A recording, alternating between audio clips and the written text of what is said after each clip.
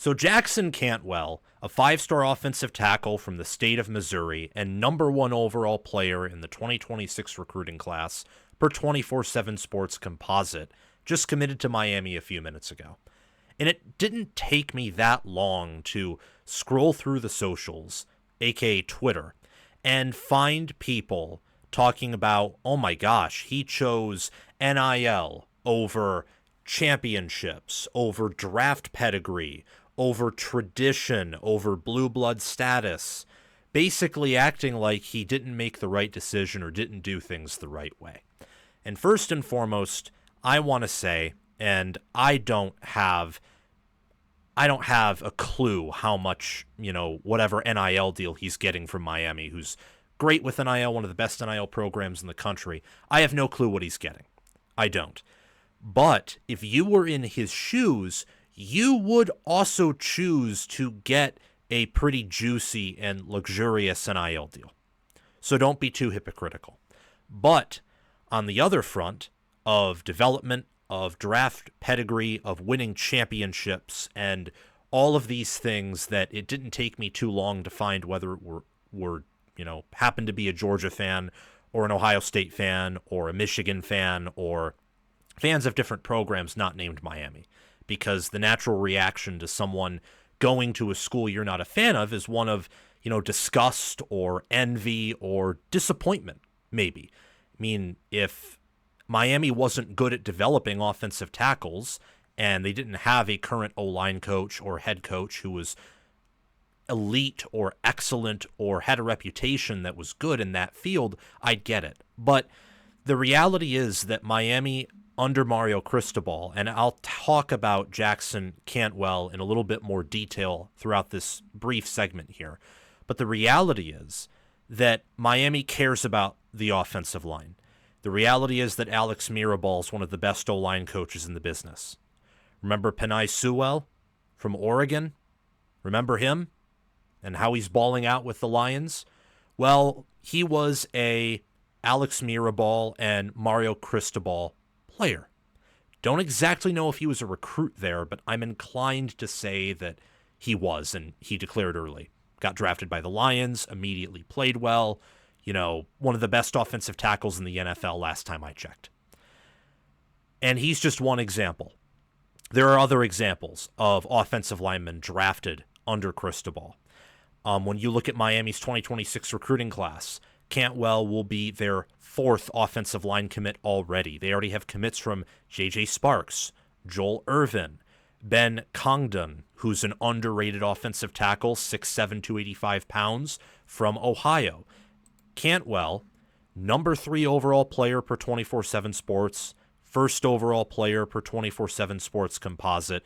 Friend of the channel, Joe DeLeon, has said he's one of the most talented offensive tackle prospects he's ever seen, and there are others who have relayed those same sentiments as well. 6'7.5", 325 pounds.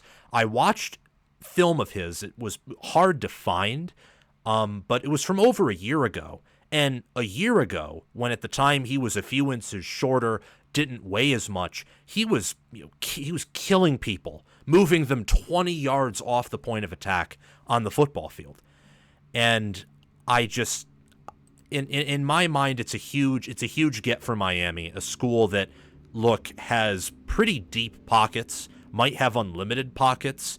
We don't have any regulations yet, and I think that a commitment like this and other commits that Miami will get, that Oregon and Texas and these schools, Texas Tech maybe, although they've used it more for the portal, these schools that are outside of Texas, not blue bloods. I didn't say that to offend any Miami fan or Oregon fan, just like when I mentioned Georgia fans criticizing Cantwell's decision. That's not meant to offend anyone. It's just me stating what I saw, an observation, or in the case of Miami or Oregon or Texas Tech not being a blue blood, a fact. And Texas isn't as treasured of a program as some others that they're out recruiting right now. And in the 21st century, especially in the past 10 years, they haven't, played at an elite level on average.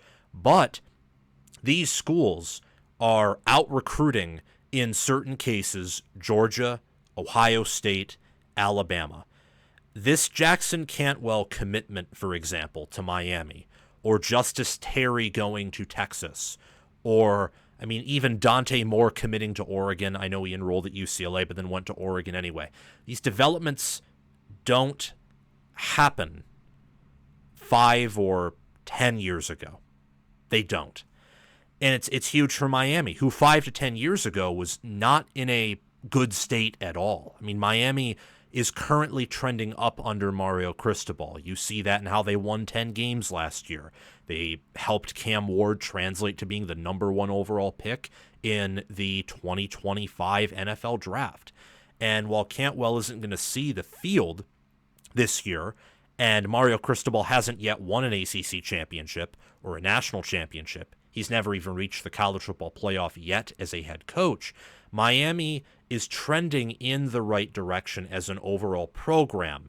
And you see that in recruiting, where they can bat with Ohio State, with Georgia, and with Oregon. Those 3 schools all made the playoffs last year and either won the national championship or the conference they resided in. Miami lost the Pop-Tarts Bowl. Again, not meant to be an insult. The point I'm trying to make is this is a huge win for Miami. They got a generational player. They now have 4 offensive line commits in the 2026 class.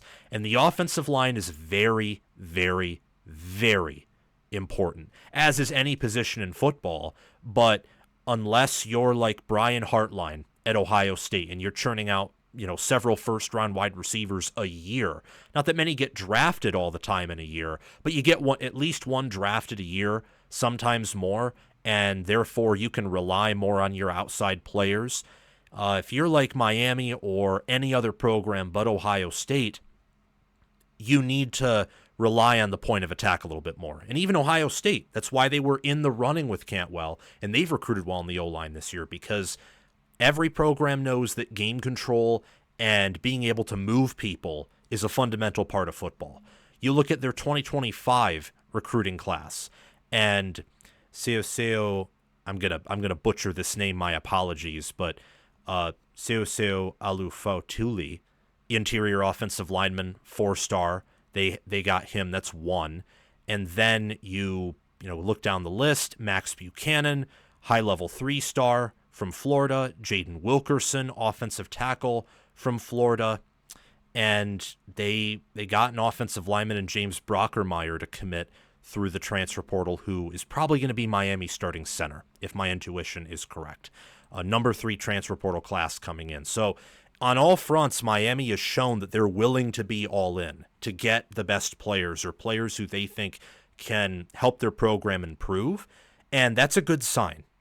I think Miami is heading in the right direction under Mario Cristobal, and that's why I'm talking about this Cantwell commit, and I guess extrapolating it or expanding it or expanding my view of it, whatever analogy or term or phrase works best, to view it in the wider scope of Miami being a team that can't just be ignored or laughed at all the time. Like, yes, there were moments of last year that weren't good. The prior 2 seasons before that were pretty disastrous, filled with humiliating losses and not many high moments. But they're trending in the right direction, both linearly in terms of record, linearly in terms of power ratings, in fact, kind of exponentially in terms of power ratings. And their recruiting has never been better. Top 4 class 2 cycles ago. Top 15 class previous cycle. With Cantwell, they get a 5-star. They're going to definitely be, I would say, in the running for a top 10, top 15, could be in the running again for a top 5 class, depending on how they want to spend, how they win, how good their recruiting is. And Cristobal's an elite recruiter. So there's just, I think from this commitment, there should be a lot of optimism about Miami. There were people even joking that there were investigations into Miami's NIL collective. I think a few weeks ago, people were talking about that because there was some stuff with one of the boosters going on.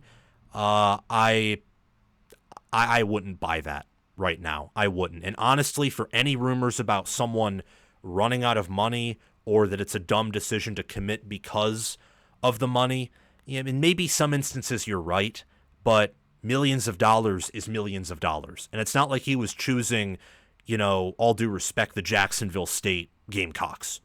He wasn't choosing them over Ohio State, Georgia, and Oregon. He chose Miami, who has one of the best O-line coaches in the business in Alex Mirabal, one of the better O-line head coaches and one of the better recruiting head coaches, and also in Mario Cristobal, and also one of the better programs in the country right now in Miami. Top 10 program. Not saying Miami's a top 10 program yet, but they're one of the better ones in the ACC, and I'd say definitely a top 25, top 20 program nationally. They're trending in the right direction, guys, and Miami has been a team that has been, I'd say, a little overhyped over and over and over and over again. At some point, that streak will break at some point, and the way that they've recruited, the way that they have developed, the way that they have put players in positions to win, the way that they have fostered leadership, whether it's Xavier Restrepo, whether it's Cam Ward, the way that they have fought, I think show they're heading in the right direction as a program. So again, just to recap, Jackson Cantwell, obviously, as I mentioned, from Nixa High School in Nixa, Missouri, 2026 class, number 1 overall offensive tackle per the composite and all other recruiting websites outside of 24/7 Sports. He's the number 1 overall player in the country. Congratulations to Jackson Cantwell. As many have mentioned before me, many will mention after me, and as I will say right now, he's a freak athlete. He is going to do well. I am 90% sure that one day he will be in the pros, especially with that height, that length, dominance, and push. If you're a Miami fan, you should be excited. You should be very excited to see him. And for a larger portion, you should have cautious optimism for this season with Corey Heatherman as defensive coordinator. And speaking of the offensive line, with what Miami has the opportunity to do at that position, with what they bring back, with who they bring in the portal, and with how they've recruited and developed at that position.